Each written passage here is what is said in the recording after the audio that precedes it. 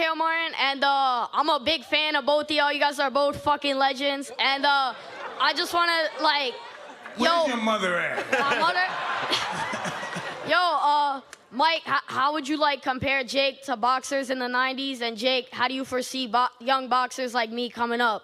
I just want to let you know that I actually work for Jake Paul. I've gotten to know him pretty well.